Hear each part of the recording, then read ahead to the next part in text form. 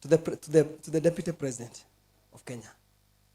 We cannot fight illicit brew in Mount Kenya the way we are fighting it. Never. We will fight it forever and never and never and never, and we will never conquer that battle. Do you know why? Because there is a culture in Mount Kenya that when a woman is married, wazee wanatishanga pombe. Mnajua hivyo? Kenya kia johi ya dhuri, sikinatishangwa. Hata wale wameokoka unaambiwa usilete pombe lakini lete pesa.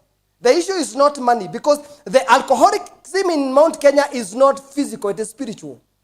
And you cannot fight it physically. You will think that you are conquering the battle because maneno inatulia and virabu zinafungwa, but you will never conquer it until you go to the roots and fight it spiritually. Because we used to see our grandfathers and our fathers those days, they are kunywa moratina, they pour another one on the ground. They are meaning they are connecting the spirit of the dead with what they are doing. So even this generation, if they try to turn things around and they don't go to the roots and deal with it spiritually, whatever we are doing is a waste of time. Because it is spiritual, Pastor Caleb. Hii ulevi unaona watu wanakunywa saa 12 watu wamelala kwa mtaro, sio physical. It is spiritual. And because there is an altar that was elevated in Mount Kenya, and they call it, they call these wazee wanasema sijui the 7 steps of a man, or the 7 step of a Kikuyu, whatever.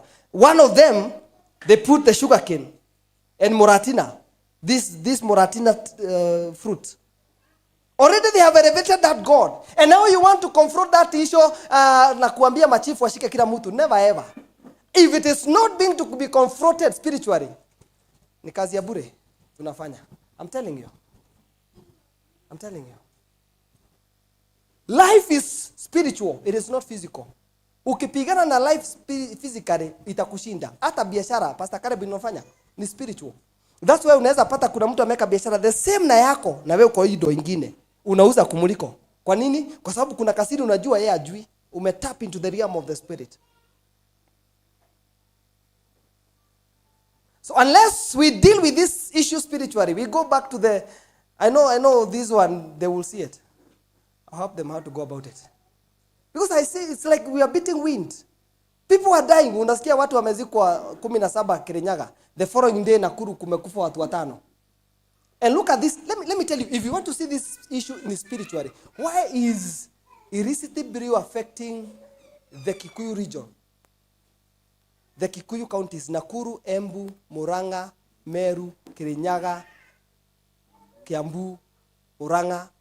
Why are people not dying in Nairobi? And Nairobi is the capital city. Mahali zo pombe zinatengenezwa. Why is it not only in Kikuyu region?